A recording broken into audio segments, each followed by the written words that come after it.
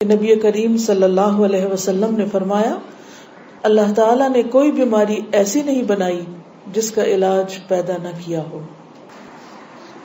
کچھ چیزوں میں یقینی شفا ہے، جن میں نمبر 1 شہد ہے، ہنی۔ ابو سعید رضی اللہ عنہ سے روایت ہے کہ ایک آدمی نبی صلی اللہ علیہ وسلم کی خدمت میں حاضر ہوئے اور عرض کیا کہ میرا بھائی پیٹ کی تکلیف میں مبتلا ہے۔ آپ نے فرمایا اسے شہد پلاؤ۔ پھر دوسری مرتبہ وہی صحابی حاضر ہوئے، آپ نے اسے اس مرتبہ بھی شہد پلانے کے لیے کہا۔ وہ تیسری بار آیا اور عرض کیا کہ میں نے عمل کیا ہے لیکن شفا نہیں ہوئی۔ آپ نے فرمایا اللہ تعالیٰ سچا ہے اور تمہارے بھائی کا پیٹ جھوٹا ہے، اسے پھر شہد پلاؤ۔ چنانچہ انہوں نے پھر شہد پلایا تو اسے تندرستی ہو گئی۔ کیونکہ قرآن مجید میں آتا ہے کہ شہد کے بارے میں کہ وہ شفا ہے، فیہ شفاء للناس۔ کلونجی میں شفا ہے۔ نبی صلی اللہ علیہ وسلم نے فرمایا سیاہ دانوں میں ہر بیماری سے شفا ہے سوائے موت کے۔ عجوہ کھجور، رسول اللہ صلی اللہ علیہ وسلم نے فرمایا عجوہ جنت کے پھلوں میں سے اور اس میں زہر سے شفا ہے۔ یعنی اگر آپ سمجھتے کہ آپ کے جسم میں آپ کو بلڈ پوائزنس ہو گیا ہے یا ویسے آپ کے اندر بہت ٹاکسنز ہو گئے ہیں تو اس صورت میں بھی آپ اس سے فائدہ اٹھا سکتے ہیں۔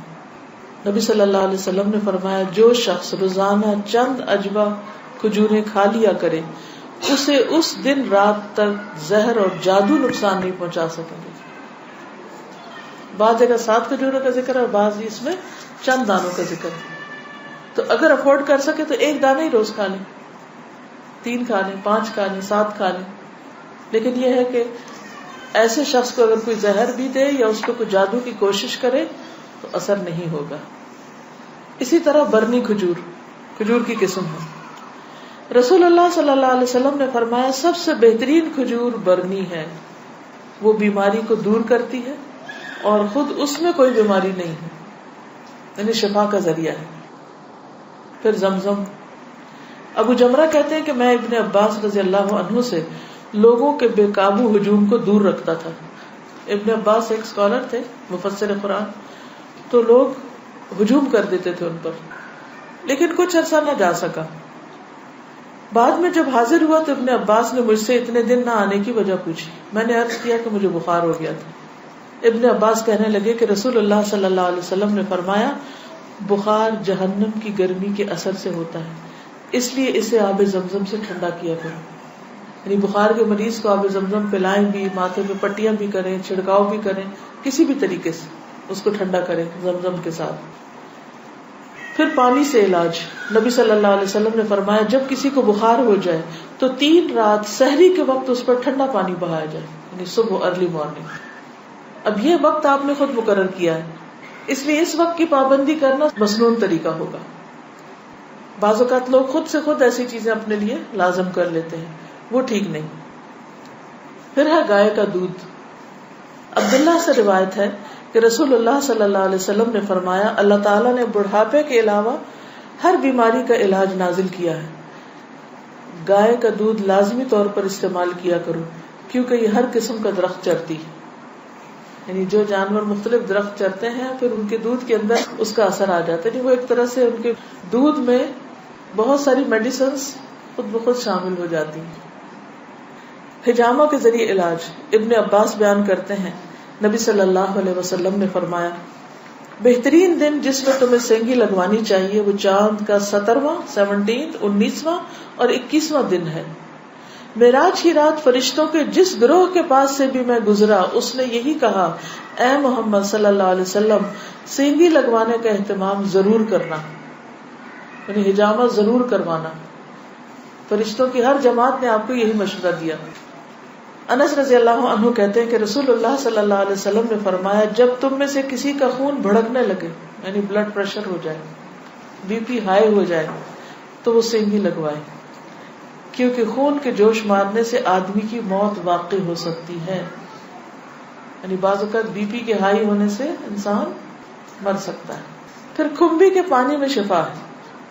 کھمبی جو من کی ایک قسم ہے جس کو یہ کہتے ہیں مشروم، اور اس کا پانی آنکھ کی دوا ہے۔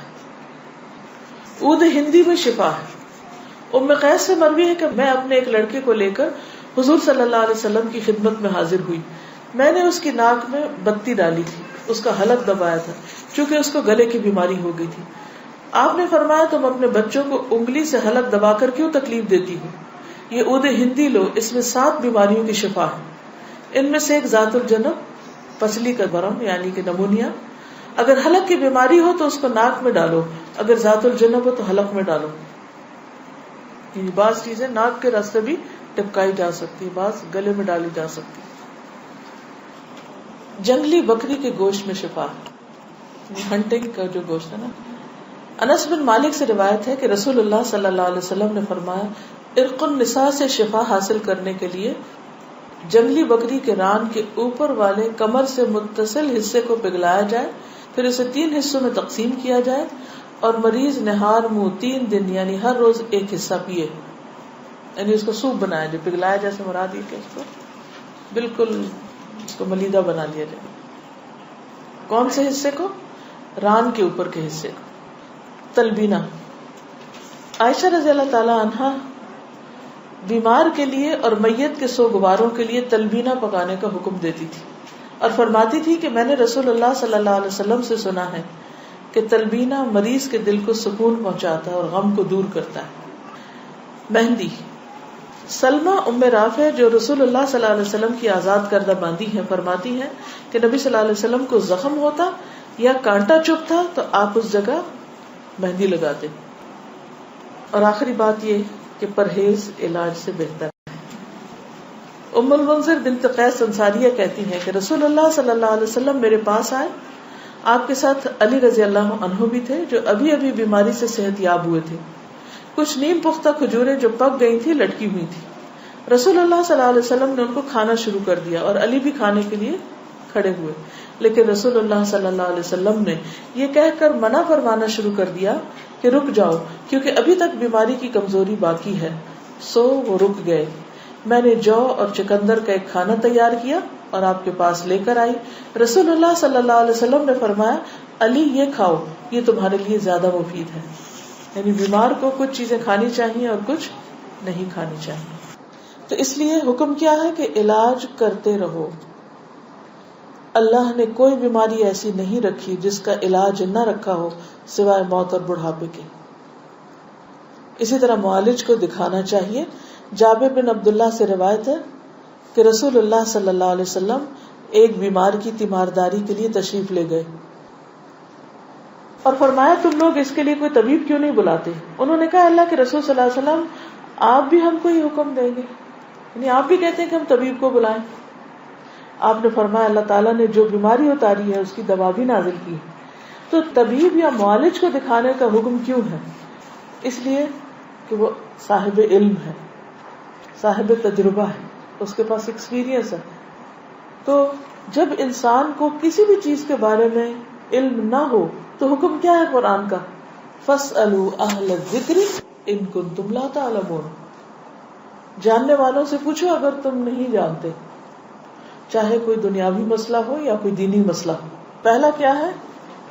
توکل، اللہ پہ بھروسہ کہ شفا مجھے دے گا تو وہی دے گا. اور جو بھی کچھ کرے اس میں یہ نہ سمجھے کہ اس چیز کے اندر کوئی چیز ہے وہ اللہ ہی نے ڈالی اس وقت. دوسری چیز ہے دعا کرنا، دعاؤں سے علاج.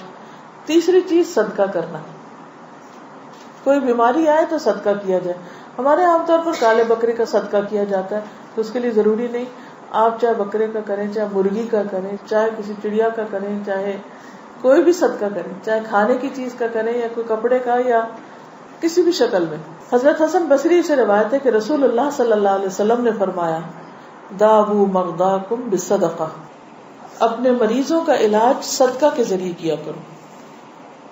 یعنی آپ کو کوئی تکلیف ہوئی فوراً جا کے صدقہ نکال دو. تیسری چیز کتاب اللہ سے علاج، یعنی قرآن مجید شفا ہے. اور یہ کہاں سے پتہ چلتا ہے؟ خود قرآن مجید سے ہی پتہ چلتا ہے. وَنُنَزِّلُ مِنَ الْقُرْآنِ مَا هُوَ شِفَاءٌ وَرَحْمَةٌ لِّلْمُؤْمِنِينَ وَلَا يَزِيدُ الظَّالِمِينَ إِلَّا خَسَارًا. اور ہم قرآن میں جو کچھ نازل کرتے ہیں وہ مومنوں کے لیے تو شفا ہے اور رحمت ہے، مگر ظالموں کے خسارے میں ہی اضافہ کرتا ہے. تو قرآن مجید میں جو کچھ ہے وہ سارے کا سارا شفا ہے. لیکن یہ جو کسی پہ خود سے پابندی خود ساختہ لگا دینی ہے نا کہ 300 بار پڑھو یا 1000 بار پڑھو یا رات کے وقت پڑھو یا صبح کے وقت پڑھو یا عشاء کے بعد پڑھو، وہ بعض اوقات لوگوں کو بلا وجہ کی مشقت میں مبتلا کرنا ہوتا ہے. اور نبی صلی اللہ علیہ وسلم کی سنت سے اس کا کوئی ثبوت نہیں کہ آپ نے صحابہ کو کوئی خاص نمبر بتایا ہو اور یہ کہا ہو کہ یہ اس وقت میں بیٹھ کے پڑھو یا اندھیرا کر کے پڑھو یا پانی کے کنارے پہ جا کے بیٹھ کے پڑھو. یہ پھر خود ساختہ پابندیاں ہو جاتی ہیں اور لوگ بھی ڈرنے لگتے ہیں کہ اگر یہ 41 دن نہ پڑی یہ چیز تو کام نہیں ہونے کا. نہیں، اللہ تعالیٰ تو ایک دفعہ سے بھی سنتے ہیں. لا الہ الا انت سبحانک انی کنت من الظالمین. اصل چیز ہے کہ اخلاص اور شوق کے ساتھ انسان پڑھے. صرف اس کو ایک رٹو طوطے کی طرح رٹتے رہتے ہیں، پڑھتے رہتے ہیں، نہ کوئی یقین ہوتا ہے، نہ کوئی روح ہوتی ہے اور نہ ہی کوئی سمجھ ہوتی ہے کہ کیا پڑھ رہے ہیں. یہ ٹھیک نہیں. اسی طرح غیر شرعی علاج سے بھی پرہیز کرنا چاہیے. قیس بن سکن اسدی کہتے ہیں کہ عبداللہ بن مسعود نے اپنی بیوی کو دیکھا کہ اس نے خسرے کی بیماری کی وجہ سے تعویذ پہنا ہوا تھا. خسرہ کی بیماری معلوم ہے، سارے جسم کے اوپر وہ دانے آ جاتے ہیں. آپ نے اسے سختی سے کاٹا اور کہا کہ عبداللہ کی آل شرک سے بیزار ہے. ہم نے رسول اللہ صلی اللہ علیہ وسلم سے یہ بات بھی یاد کی ہے کہ بلا شبہ جھاڑ پھونک، تعویذ اور محبت کا جادو شرک ہے. یعنی کسی کو مسخر کرنے کے لیے جادو کرنا، کوئی ایسے ٹوٹکے کرنا، وہ بھی شرک میں آتا ہے. یعنی بعض خواتین ہوتی ہیں نا، وہ اپنے شوہر کا دل جیتنے کے لیے بابوں کے پاس چلی جاتی ہیں، وہاں سے کچھ عملیات کرواتی ہیں، تو یہ شرک میں آ جاتا ہے. اسی طرح کوئی چیز باندھ کے اسے گلے میں لٹکا لینا، یہ بھی درست نہیں. اس کو پڑھنا چاہیے. اور شرک یا دم جو ہے یہ سب کچھ پھر شرک میں شامل ہو جاتا ہے. اسی طرح حرام ادویات بھی منع ہے. نبی صلی اللہ علیہ وسلم نے حرام ادویات کے استعمال سے منع فرمایا ہے. ابو ہریرہ سے روایت ہے، سنن نبی داؤد. آپ نے فرمایا جس نے حرام چیز کے ساتھ علاج کیا اللہ تعالیٰ اس کے لیے اس میں شفا نہیں رکھے گا. یعنی حرام شفا نہیں دیتا، وہ مزید کسی بیماری کو بڑھانے کا ذریعہ بن جاتا ہے. آج کل آپ دیکھیں کہ کتنا زیادہ سائیڈ ایفیکٹس کے بارے میں آپ سنتے ہیں. تو بعض اوقات ایسی دوائیاں جو ایک مرض کو بظاہر کیور کرتی ہیں، وہ اپنے ٹاکسنز اور جگہوں پر اتنے زیادہ پیدا کر دیتی ہیں کہ جس سے ایک مرض جاتا ہے تو ایک اور نکل آتا ہے، جو مکمل شفا نہیں ہوتی. الکوہل سے علاج کرنا منع ہے. بعض لوگ کھانسی وانسی میں وہ دیتے ہیں نا برانڈی، اور کہتے ہیں بس ایک چمچہ بچے کو پلا دو تو ٹھیک ہو جائے گا. چاہے اس سے وہ ٹھیک ہو بظاہر، لیکن وہ مزید مرض پیدا کرنے والی ہے. وہ شفا کا ذریعہ نہیں بلکہ بیماری ہے. نبی صلی اللہ علیہ وسلم نے جو فرمایا کہ 3 چیزوں میں شفا ہے، اس میں ایک شربت اصل، شہد پینا، اور دوسرا شرطت محجم، یعنی اس کے کٹ میں وہ جو حجامہ والا کٹ لگاتا ہے، اور تیسرا داغنا. تو میں تمہیں داغنے سے منع کرتا ہوں. 2 طریقے ٹھیک ہے، شربت اصل ٹھیک ہے، شرطت محجم ٹھیک ہے، لیکن داغنا ٹھیک نہیں.